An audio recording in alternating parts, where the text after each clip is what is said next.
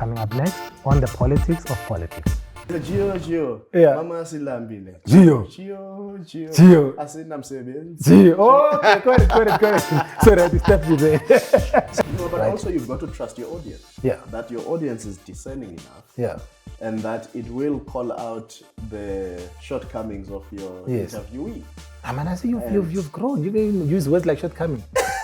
You don't use bullshit anymore.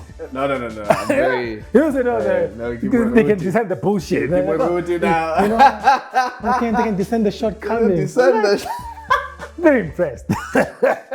how times have changed. Absolutely. The ANC is an extremely conservative political party by nature. Yeah. There's no sense of radicalism in Yeah. its politics. Yeah. And that's why sometimes you say the ANC is much closer to the Democratic Alliance Yes.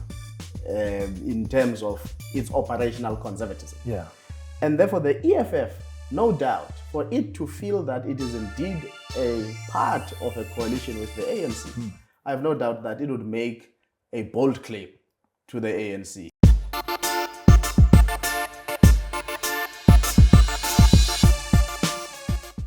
Hi everyone, I'm your host Neo Lekhabo and welcome to another episode of the Politics of Politics. The main aim of our show is to inform you, is to empower you with knowledge. And we do that by bringing political, civic, and religious leaders, including analysts, to come to the show so we can have a conversation about our country and its politics. And today we've got the Executive Director of Rivonia Circle, Mr. Lukhona Mnguni, a broadcaster and a political analyst. Can't wait to get into that with him. But first, my political agenda.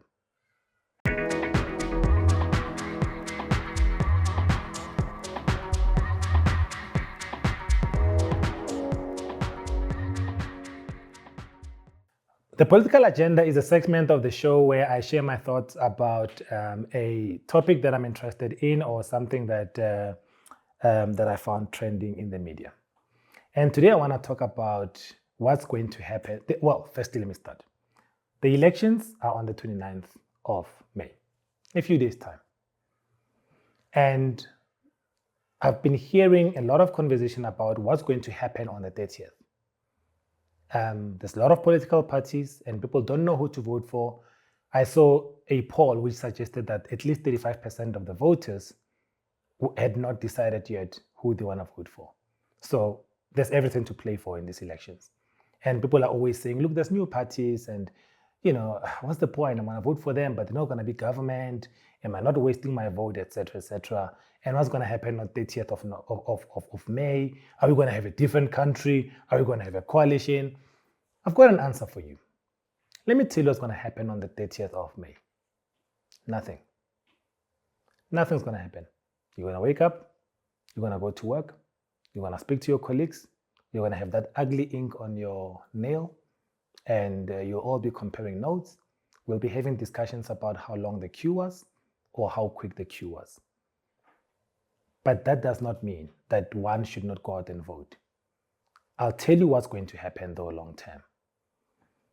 If you don't go out to vote on the 29th of May, you are basically saying that you are happy with the status quo, and you are basically saying that you are happy for other people to make a decision on your behalf. And before you get discouraged, let me tell you a little bit about the French Revolution. We always talk about this French Revolution as though it's an event that happened overnight. This happened between 1789 to 1799, somewhere there. Over 10 years. That's how long this revolution happened. The people that would have started the revolution in 1789 would not have seen how by 1794 you will have the reign of terror. They would not have seen how by 1798, 1799, they would succeed in overthrowing Mary Antoinette and Louis XVI, etc. Change takes time. All the nations that we look up to and we think they work and we wish we could do like them, and we spend our hard-earned money going to their countries for holiday because they've got it all together. They didn't always have it all together. Change takes time. So the 29th of May is not a revolution. It is the beginning. It is a statement that we are making as a country that enough is enough. It is a statement that we are making as a people that says we will no longer allow other people to make decisions on our behalf. We will become active and we will make our voices heard. And we are not expecting the result the next day. This is the beginning of a journey. And I urge you to please go out on the 29th of May and cast your vote. Next up, Lukhona Mnguni.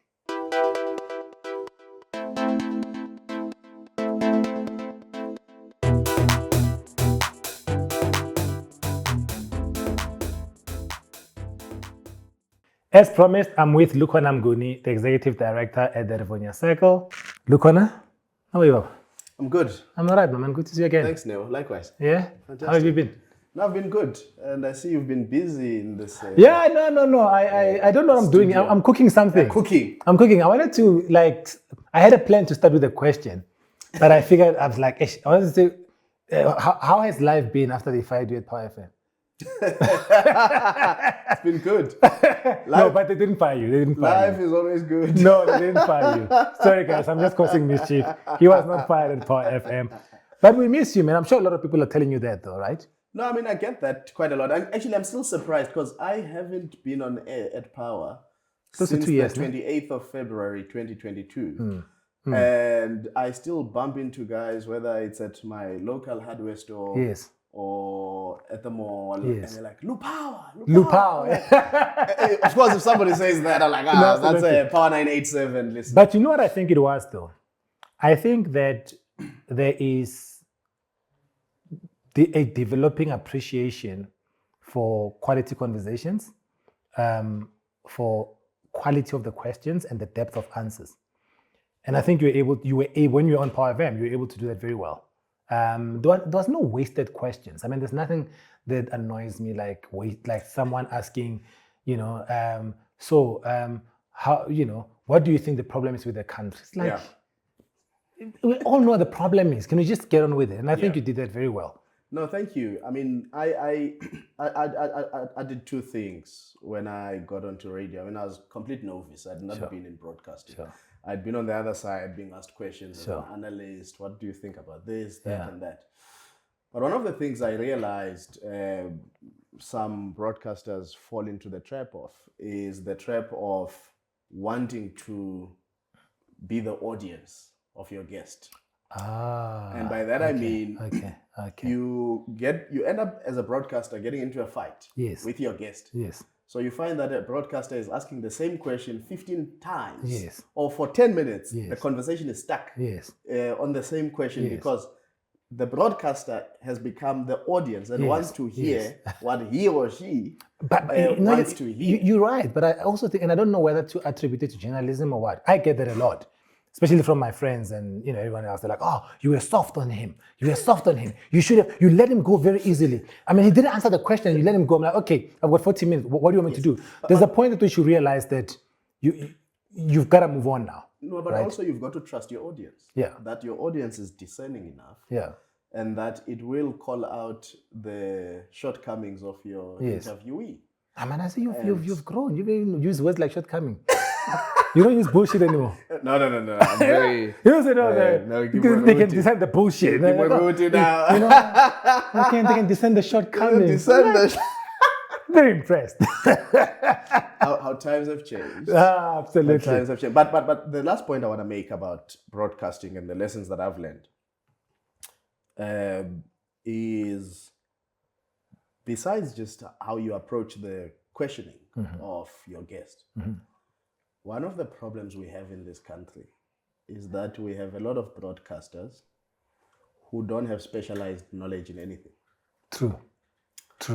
And as a result, all conversations tend to be surface level conversations. Yes.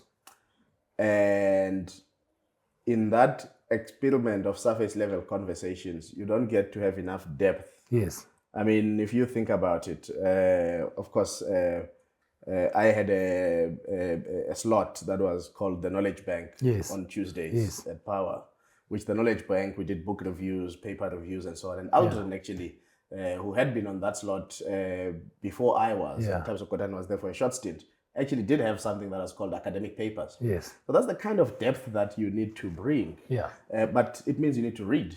Absolutely. as a broadcaster. Yeah. You can't wing it. Yeah. It's no longer about a radio voice. Yeah. I think that season Yeah. of radio is gone, and we need much more people with specialized knowledge on something who can actually hold a conversation. Yes. And deepen the understanding of the listeners or viewers for that matter. Yeah. And I think lastly, it's to have broadcasters who are intentional about the South Africa they want to see. Yes. And I think a lot of people are just going to work to broadcast. Yes. They have no meaningful entrenchment on a particular vision. I mean, I remember before I got onto power, I said, well, I wear my politics on my sleeve. Sure. And so if you're getting me on air, you must know that you're getting one of the country's troublemakers. I'm not liked by many politicians across many different parties. On Twitter, I'm called an EFF, a DA. Helen Zil 14 years ago called me an SACP communist, what, when I took it to the Human Rights Commission for talking about education refugees from the Eastern Cape in the Western Cape. And so you've got to have some sense of politics. They don't have to be partisan politics. Sure. But at least you can't be neutral on the direction you want your country to take. And then you went and called ANC people Amasela. No, I spoke about Amasela. Hey, and they coined no. I didn't say ANC people Amasela. No, but it's obvious the shoe fits. When the mayor of the IFP in Zululand district was accused of spending millions taking his colleagues to Durban for a strategy session in Durban from all the way Zululand, as if there are no places for strategy session in Zululand. I called out and I said, Amasela. In fact, he's now the prime minister to I saw the royal household, the Zulu king. But why did the ANC take? Why did you say? And this segues nicely into the politics that we want us to talk about. Why did you get? At least I got a sense, and correct me if I'm wrong. I got a sense that there's a lot of ANC people that were unhappy with you talking about Amasela. Of course. If you did not refer to them, why were they unhappy? Because one, they are the governing party, so they've got much more chance to loot the resources of the country. The other political parties are either in municipalities or small pockets of provinces. But really, the people whose spotlight. And remember, when I got onto radio, it was just during COVID. Yes.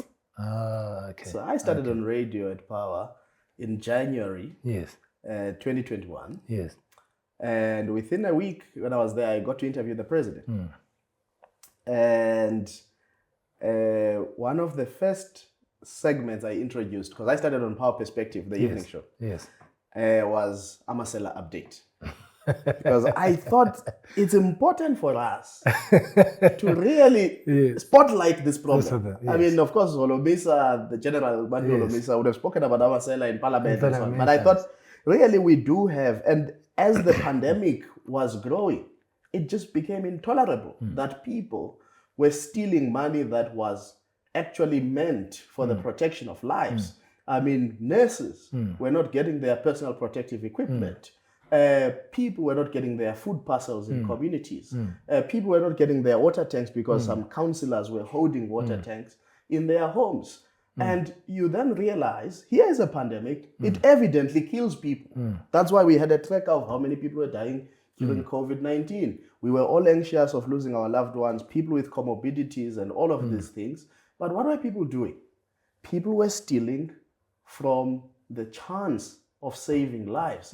And that became intolerable. And as I was saying earlier, if you are a broadcaster who's intentional and has a vision about the society in which you need to live, and you've got that power of, a platform where you are meant to be independent, not censored, as long as you are not breaking anything from the BCCSA. Yes, and you're being respectful to your guests. Respectful to your guests, you're not your audience. Insulting them or anything. No, and nobody was banned from my show. Yes. I still invited. I mean, I remember having Deputy President Paul Mashatile at the time. He was Treasurer General of the ANC, and it was ahead of their January 8th celebrations. And immediately you would remember, around that time, the biggest talking point was whether or not the ANC would go to the National General Council. And I was one of the first people to say to him, you are not going to go to a National General Council. Not only because of the pandemic, but also you guys are just internally, terribly structured. And so you do those debates. But This Amasela update was actually about inviting the institutions that are responsible for the law enforcement, the prosecution of criminals and corruption. To give so an I update. spoke to to give an update. So I would speak to the NPA, the Public Protector South Africa. Nearly got into trouble with the Finance and Finance Intelligence Commission because they felt I went beyond and asked very sensitive questions. But it was important because I mean, if you have these institutions, and at that time, that's when the Zondo Commission was also, at play. To say we are interrogating how the Guptas gained this influence. How did the money flow through these banks before they probably felt they're about to get caught out in this web? And yet you've got institutions like the Finance Intelligence Commission and so on. So it was an opportunity for us to ask penetrating questions. Are our institutions really doing the work to prosecute and go after the criminals and the corrupt? But also, are our public servants doing something about changing their conduct away from corrupt means? I mean, at the time, you'd even get scandals about, the ANC's chief whip, her son got a tender on PPE you had for the caucus. Bandile Masuku and Kusela Diko and all of these things getting into. So really, here was something that was paining society. But Lukhona, here's the thing, right? And in spite of all of that, we are going to the polls in a few days' time. What more evidence do you think South Africans need to hold those that have stolen from the public purse to account? Like, what more evidence do you think people need? Because even the polls that you and I can debate about the polls and whatever, but either way, I think everybody accepts that the ANC will get the majority. It may not be over 50%, but it will get the lion's share of the votes. So the emotional attachment to a party and its legacy can be that strong. Well, it's one of two things. I often say in South Africa, there is a doubting Thomas syndrome. So, to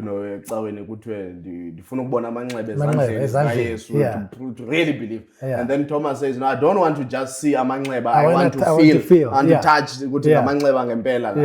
So there's that doubting Thomas syndrome. But if you look at the history of South Africa, from colonialism to apartheid and to where we are, the struggle to get out of the morass of bad governance, whether it's colonialism through occupation, dispossession, and all of this, or apartheid through separate development and really brute force, structural force and physical force that exiled people and so on, banished people, killed people, and all of that. All of these transitions have taken quite a longish time. So apartheid is probably the shortest. In that, 1948 to 1994, almost 50 years, really there was a struggle to try and get rid of this national party government. So if you think about the democratic dispensation, there was a honeymoon period between 1994 and 2004. Even the first service delivery protests in this country really emerged around 2004, so 10 years after democracy. There is an understanding that at least until the departure of former President Thabo Mbeki, of course, the debates about economic policy, whether it was neoliberal, and so on. But there was a sense that government was getting somewhere. There was some direction. There was an agenda. Let me call it that. There was a bit of an agenda. Not that there was no looting. Sure, there was looting. But the agenda sort of superseded the looting. The 2009 period did the inverse. The looting became the agenda. And in that period, I know people will debate. Some have been saying, yes, this NHI that will be signed or is being signed by the president, the National Health Insurance Act started under former President Jacob Zuma in 2011 when the white paper came out and all of these things. So, sure, I mean, even then there was the National Development Plan that was crafted under the former President Jacob Zuma. So this is not to say there wasn't work being done, but it was a secondary thing to do the work. The main agenda was the looting. So if you think about then the derailment of the agenda of governance or the agenda of development and the attainment of liberation demands for as many people of our country as enshrined in the Constitution, our rights to water and sanitation, our rights to food and health and reproductive health. Because I often say to people, this section on health is nicely written. Everybody has a right to access health and reproductive health because the Constitution didn't want reproductive health, particularly for women, given the history of our country, to be a buried right within healthcare. It had to be a standalone right. But if you were to ask how much meaningful gains have we made for reproductive health, particularly for rural women, peri-urban women who do not work, and all of these things. So the point I'm making is we are probably 10 years into the suffering of the last 30 years, 10 to 15 years. So there's a bit of endurance. And you used to hear it during COVID-19. The president, knowing it very well, played into the psychology of this. He used to say, when he's wrapping up his address to the nations, what was called family meetings, we must remember that South Africans are resilient people. That resilience gets abused by those in authority because they know that the punishment will only be visited to them much more longer down the line. There isn't an immediate rupture. That's never been the nature of our struggle politics. Our struggle politics, our suffering has always taken us through periods, long periods of suffering before we get to a point where we believe that there's a sense of liberation that we are attaining. So I'm trying to say there is enough evidence, but some people are really convinced that, maybe these people are not so bad. And then you get people who really have seen that, this ANC is bad. I now have to because he's staring at me. You get the former president, Thabo Mbeki. He boldly says, how do I go tell people vote for the ANC when I know that the local leader is a thief? And guess what? He goes to KwaZulu-Natal. He goes to Msunduzi to He was in my hometown in Soshanguve. He's busy, crisscrossing. He goes to Msunduzi in Pietermaritzburg to pay homage to Mabida and one of the leaders. He went to John Langalele Dubes as well. But there's a particular image that I want you to have. When he gets to Pietermaritzburg, the people lined up is the chairperson of the ANC, Siboniso Duma.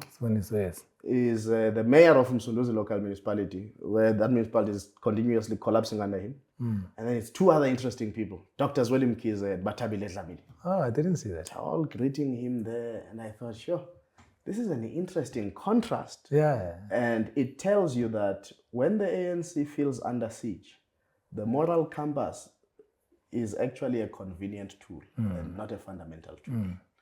And what they do know is that these pleas of second chances and bringing out leaders who really are respected because they really tried when they were in government. Beggy himself had his own shortfalls, but the country was really moving, as I'm saying.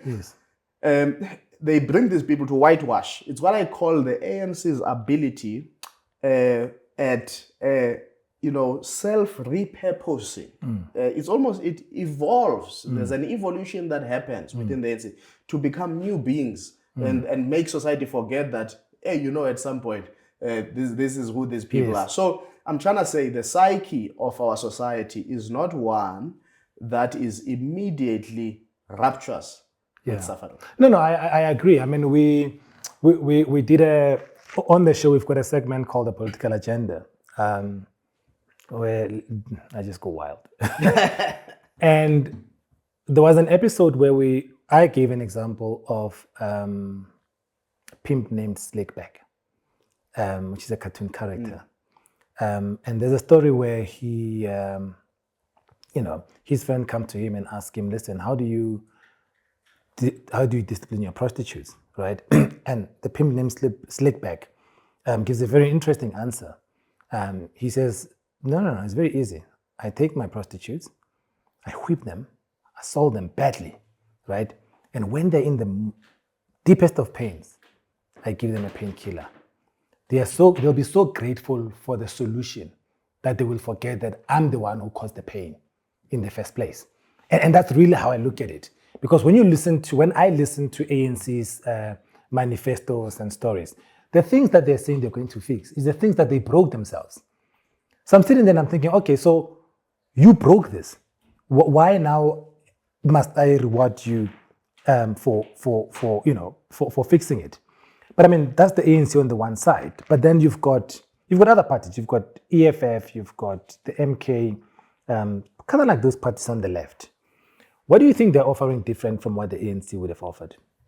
Well, in the first instance, I don't think that politics in South Africa is fundamentally ideological.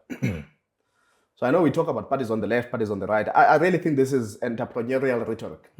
I really don't think that the people who say these things fundamentally mean them, believe them, could live them.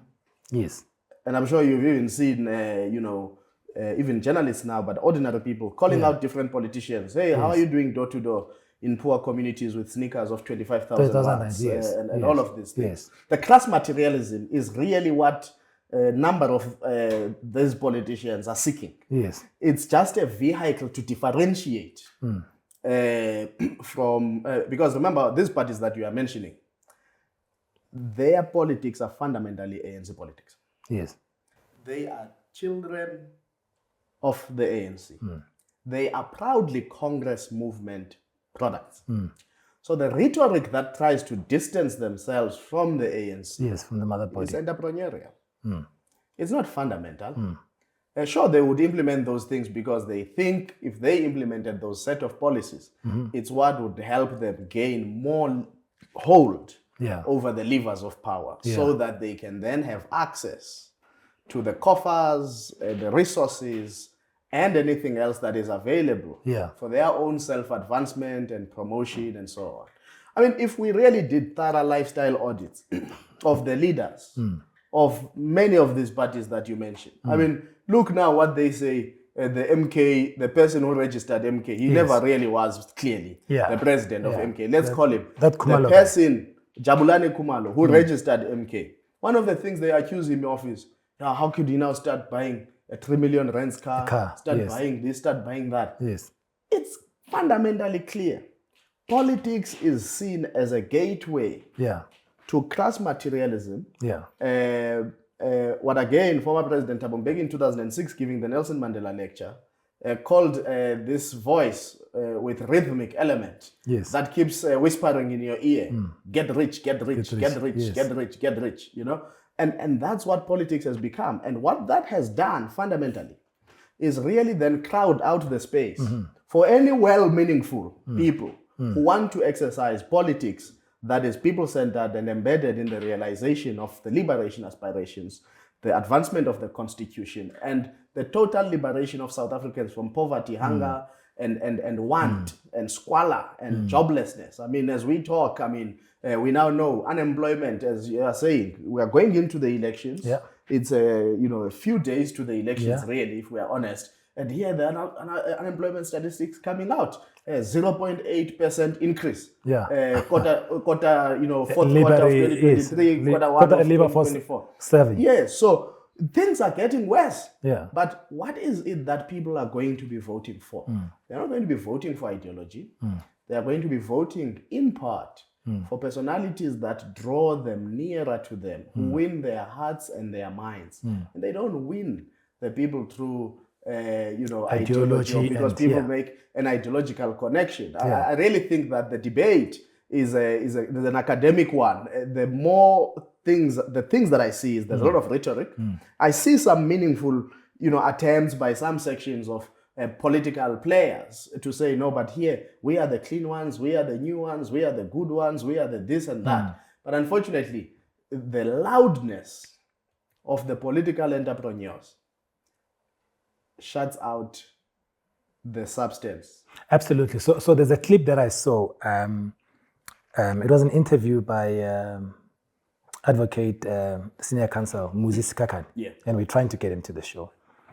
And he says something very interesting. He says, during the struggle, your activism was rewarded with death or imprisonment and torture.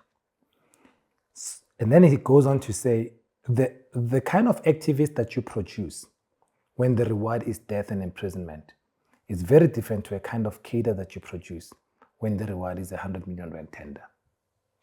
Right? And I thought that spoke volumes because it speaks to I'm disappointed, frankly, by the quality of conversations that I hear, even for some of the guys that are saying they've started parties, etc.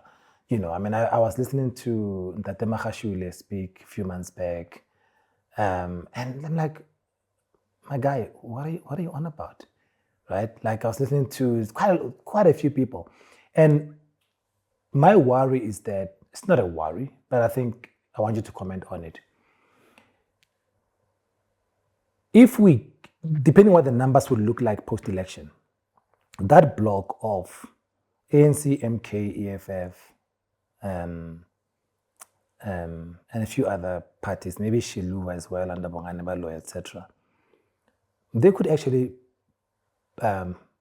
merge and form a very big block. What do you think of that possibility? Look, I may be wrong, and I've taken a lot of flack sometimes on this issue. I don't think that inherently the EFF's instinct is to go into coalition with the ANC. No ways, dude. I don't think. No ways. Inherently. Yeah? Because Let me hear you out. Because remember, part of what creates difficulty for these coalitions is that there's past baggage that is carried by these political parties. And that's why the EFF boldly comes out last year to say, well, if Ramaphosa is at the helm of the ANC, we definitely are not interested to talk to the ANC. And why is that the case? That is the case because they see him as the symbol of their removal from the ANC. Because whilst they've really built a vibrant party, a party that, probably post-1994 is the only party that broke away from the ANC that has grown from election to election. But they are outside of that laches. Yes. That is the ANC. And so whatever they have is within the volume of the party that they've built. Not to the volume of what they used to belong to. Yeah. And the access they used to have. Yeah. So they do see him as the symbol of that removal. But they punished the ANC in 2016 after the local government. They've changed since then. They've changed. They've changed since then. If you look at the coalition in both in city of Joburg and Ekurhuleni. No, sure. There comes a time where staying out of government, by the way, is no longer profitable. Sure. Okay? I do think that, yes, some things have changed about the EFF. So in 2016, I don't think they had confidence even in the set of councillors that they had in the councils. That, it's people who were capable, that they could trust with responsibility and that they would not be seen as failing and all of that.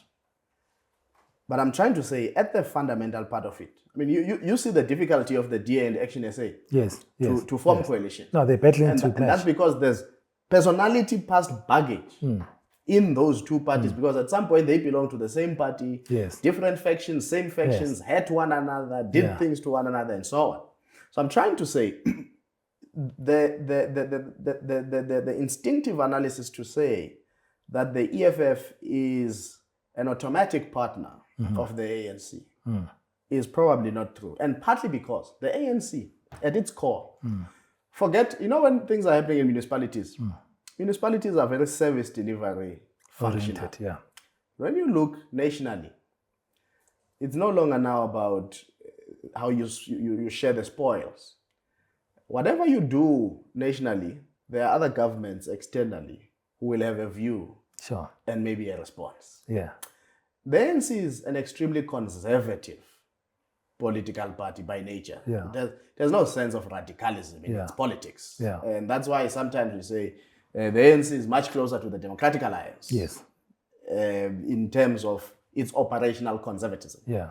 And therefore the EFF, no doubt, for it to feel that it is indeed a part of a coalition with the ANC, I have no doubt that it would make a bold claim to the ANC. Yeah. And probably a bold claim too far for the conservatism of the ANC. No, and I see what you mean, because the ANC will feel like they're capitulating to Juju, right? If he still starts talking about, deputy president and there's no way Ugwede, for instance.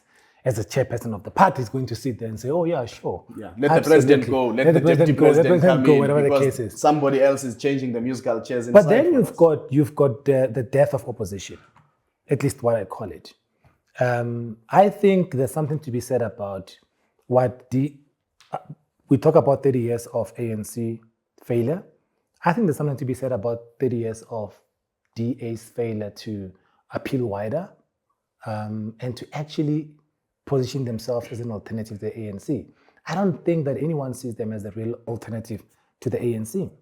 There was a time where there was a window of opportunity for the DA to transform itself into that alternative.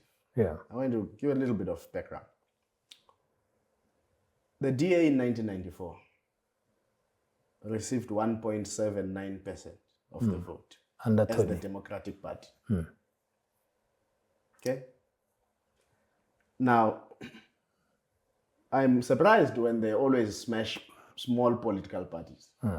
Because they too once were a small political party. Yeah, they got even during Helen Zille's reign as mayor in Cape Town, they got Cape Town through a coalition with Patricia Tili and all of that. Yeah. The merger in 2009 with the ID and all of these things. Yeah.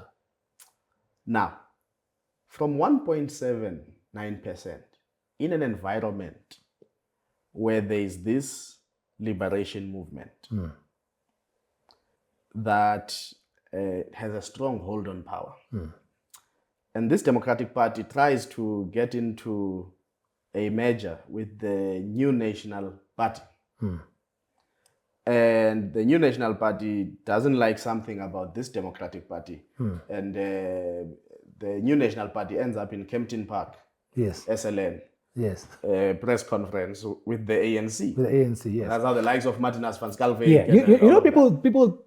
I think very few people know that the National Party ended up in the ANC. No, because there's with Martinus van Schalkwyk, and then he gets rewarded with an ambassador, Minister of Tourism. Deputy Minister of Tourism at that point for years, and then after now that he goes ambassador. elsewhere. So people actually forget that the National Party merged with the ANC. Yes, and in part, the ANC gets into a coalition government in the Western Cape. Yes. With the New National Party. Yeah, it was during the time of this lady was very useless. Noma Indian Feket. Yes, so those times of Noma Indian Feket. Now she's ambassador in the States or something. Yes. I'm like, oh, wow. She's not executing herself any better than she did when she was mayor in Cape Town and so on. So the point is, we forget some of these reconfigurations and configurations. But out of that, the DA begins to grow.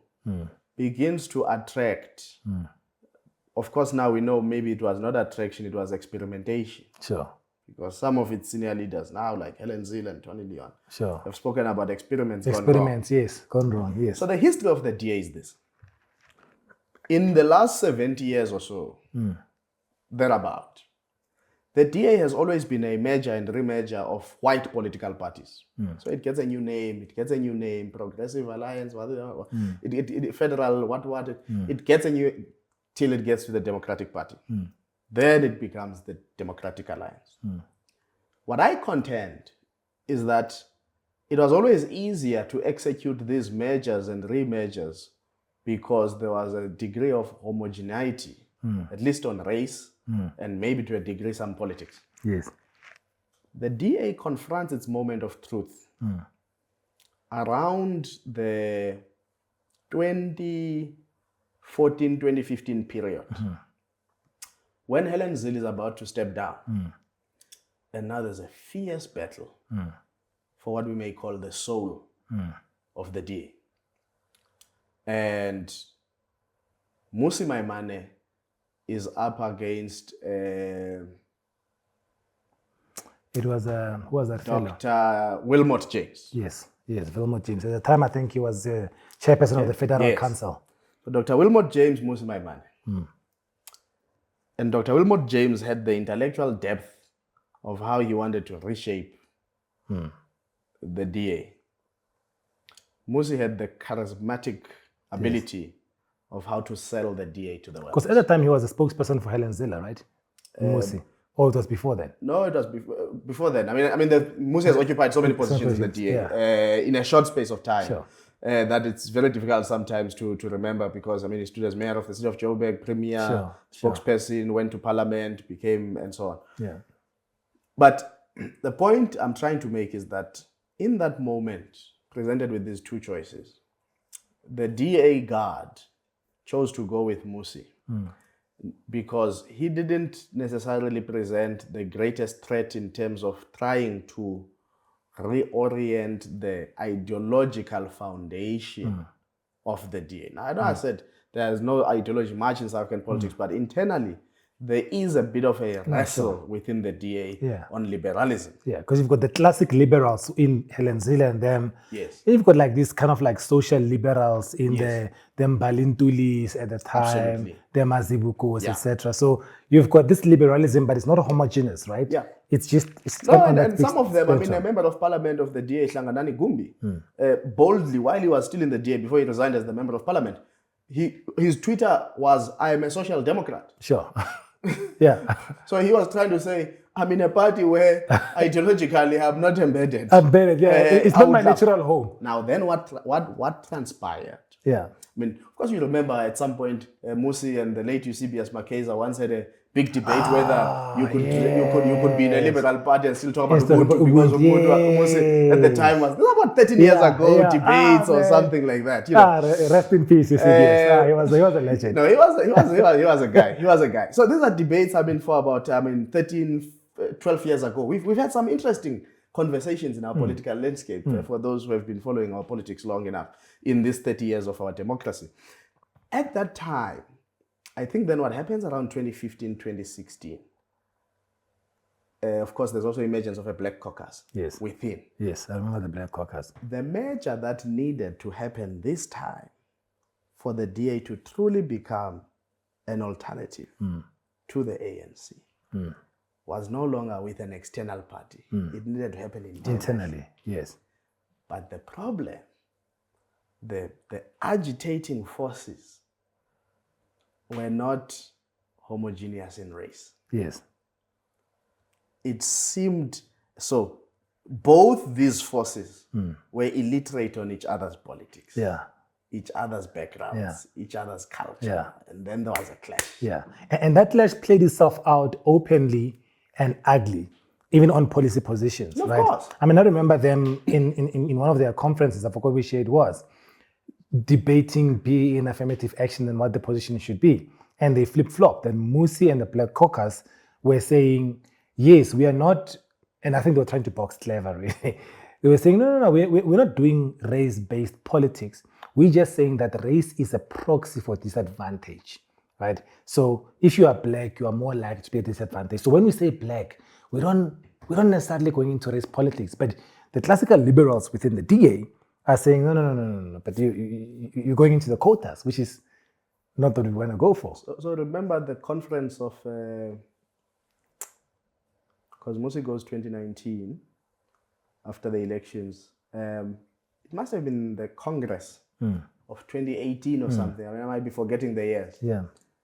That Congress, to the point you are talking about, not only was it dealing with the question of affirmative action and equity issues. Yeah. There was a move by a section, again, this clash. Yes. To try and make diversity one of the values. Oh, yes. The Congress nearly collapsed. Yes. The Congress nearly collapsed because the DA had three values: freedom, equality, opportunity. Yeah. I think, if I'm not mistaken. No, you're right. Because then this one needed to be the fourth one. The fourth one, yes. The Congress nearly collapsed. And that Congress was the turning point for the DA, because what it appeared was that the DA was not really interested in a bold and genuine diversity agenda. And that's why when they go to the 2019 elections, they lose 1%. In a very complex elections, by the way. In a very complex election. In that election, President Ramaphosa was there. Sure. Some white people who used to vote for the DA actually voted for the ANC nationally. Yes. They split their vote. Yes. Voted DA Western And some Cape, of them voted- went to Freedom Front Some of them went to Plus, Freedom Front Plus. But they which obsessed grew- more about the ones who went the to one who Freedom went to Front Freedom Plus. Front Plus, yes. But of course, it may well be that there were ANC protest voters who voted for the DA. Yeah, as and when well. Ramaphosa came, Yeah. they voted for the ANC. Yeah. But they obsessed in this one person. And they started chasing the Freedom Front Plus Yeah. voters. Yeah. And then they reminded me of what Joel Nechitenze used to warn the ANC about, that you can't out EFF the EFF. and That's here a was good the one. DA trying to That's- out Freedom out Front Freedom Plus, the Plus. Freedom Front Plus. That's a good one. And in that moment, they switched off from the Being- real agenda of a wider perspective. But what do you think is going to happen with the multi-party charter, though? No, the multi-party charter is dead. It's a non-starter. What do you mean it's dead? I mean, these guys are taking pictures all over the show. Yeah, maybe that's all. They're right. talking about 32%. Yeah, at and then least. what do they do with 32%? You know, and they're talking about how everyone is a mercenary party. I mean, let's talk about if the DA went below 50% in the Western Cape, where would the multi-party charter be to rescue them? Yeah. Yeah. IFP is a how many seats party in the Western Cape? No, I don't even think it exists. Action SA is barely competing and campaigning in the Western Cape. Bossa might have something reasonable, but it's not part of the multi-party charter. And there's no way you're going to convince Musi to work under John. It's not going to happen. But then how do you say, we have got 5 minutes to go, but That's quick. it's quick. But what's your, I ask everybody this question. What's your predictions for the elections and what the configuration would be? I could phrase it differently and say, what do you hope for? But No, I don't want to put you on the spot. Look, I'm So not sure. I'm gonna not say- sure what the configuration is going to be, but I'm quite certain. I mean, I took a bet with my good friend in the ANC, Vuyomaga, Sure. that the ANC will lose a majority in Gauteng. By the way, it's not a big majority. It's a 50.4% majority. Yeah. So it's No. It's very, it's a safe bet. a one-seat majority. It's a safe So I bet. took a safe bet in July. I'm hoping for my gift. But he was telling me recently that, no, you see how strong we are. No, we are. You see, President Beck is out. Tokios Kwale is Yeah, out. no, I had the same I bet with. think, I had the same bet with Gigaba. I said, nationally, I don't see him being over 45%. so look, I mean, I think two provinces that for me are almost certainly hanging for a coalition, KwaZulu-Natal and Gauteng. Western Cape continues to be my blind spot for this election. I think not enough attention is being What paid did you mean there. on Twitter when you said Western Cape is? What did you say? It's Game on. It's game on. What did you mean by that? In 2019, what people don't know is that Patriotic Alliance was on the ballot. Oh, okay. They got 6,600 and some odd votes. Yes, jeez, not bad. In 2024, Patriotic Alliance can try fill up Athlone Stadium in Cape Town and massacres the DA in some of the ward by-elections. In the by-elections, yes. Whether it's in 2 years, Vaterskloof, Yes. or it's in George. Yeah. So it is game on. There are pockets of support for people like Musi. When the DA wouldn't have attacked Rise Mzansi if they were not didn't seeing think. that there might be a Yeah. material threat. Yeah. There is a strong colored nationalism in Yes. this election. There is the question of, Gaza and Israel. Palestine that and stuff, yeah. the DA is not able. And if you look at the graphs, the ANC is also seeing a bit of growth in the Western Cape, particularly because of this issue. So the DA is not safe. I mean, the DA, just to be clear, in the 2021 elections, nearly lost 10% in the city of Cape Town. It was almost 10% what they lost. So their so-called base is not their growth node. Sure. And that's what we confront in this election. And therefore, I always say to people, elections are a question of numbers. Yeah. If that is the configuration, Yeah. then it can't hold that the ANC will be at 50% plus one nationally. No, absolutely. It can't. And I think depending on, and I suppose all of it, we keep throwing numbers around, but all of it is based on turnout, right? No, so this election is a turnout election. Yeah. Yeah. Those people who say they want change, on the 29th of May, theirs is to get up, Yeah. as the EFF says. You must vuka. Masbuka. You must vuka. Then must show up. They must show up. vote. But then you talk about KZN being primed for a coalition. I mean, the MK party seems to be getting some numbers there. It's a wild horse. So the MK party, surprisingly, every time I go to Durban, if there's one thing I'm guaranteed, even if I'm in Durban, at least in the public spaces of Durban, so sometimes, you fly in, you're going to a meeting, you come out. Sure. In the public spaces, whether I'm there for 5 hours or 2 hours, the regalia I'm most likely to see is either somebody wearing an MK cap or T-shirt or having stickers on their cars, and so on. So in KZN, they've really had some pockets, and some ANC people in KZN have considered to me that, places like KwaMashu and so on have become very difficult for them to campaign because the MK has infiltrated and not in a bad way, but when I say infiltrate, has gotten traction in those areas.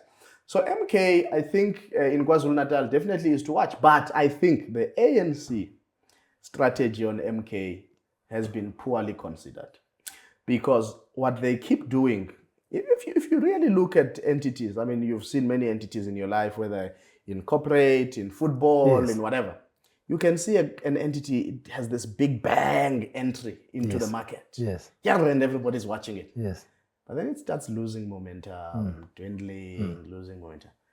And only just for its competitor to do something to resuscitate it. Yes, but I really think at some point the MK was losing momentum. Yeah. And by the time they were getting rid of Jabulani Kumalo, getting rid of Bongani Kanyile and so on, that was showing you that the factions within are beginning to sap energy and they are no longer of the same mind and of the same purpose. And they were no longer as a vital force as they were probably in January, February. And what does the ANC do? It keeps chasing MK from court to court, putting it in the media. And then in that moment, it gives the MK an opportunity to close rank as well and to forget about their internal problems and focus on the election. And it's going to be interesting to see what happens in KZN. But I do think that in other provinces, really, MK is struggling. They stood in a by-election, I think, in a municipality in the Eastern Cape and one in another province, if not Limpopo, if I'm not mistaken. And it was like 1%, 2% in those by-elections. So you can tell where the biggest pocket of support. I do think there may well be pockets in Mpumalanga, some pockets here in Gauteng. But they will not be as in volume. They will not be as large as KwaZulu-Natal. Lukhona, it's going to be an interesting election. Of course, we're all looking forward to it. What a shame. Hopefully, we'll come and chat. Not hopefully, we definitely have to come and chat after the elections. Absolutely. When we're seeing the numbers, when we're seeing the alignment.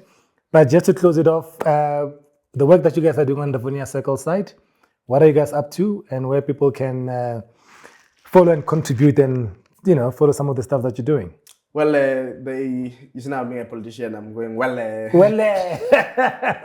is what happens when you work with politics a lot. It becomes contagious. It's like the election songs that they sing. Sometimes they buzz in your head. But you know which one? No, but you know which one I want to know. Which song I want to know? Yeah. If anyone knows the song, please just put on the comments. Like, honestly, I don't know the lyrics. I feel like I've been in this country for all my life, but I still don't know the song. This song goes Dio. Give me the lyrics. You make them up as you go along. Geo is the rhythm. Oh, it's like beatboxing. And then you just you make them up. Geo is the beat. Okay, Geo is the template. Yeah, you can say Geo. Yeah. Mama silambile. Geo. Asina msebenzi. Geo. Oh, correct. Sorry, I disturbed you there.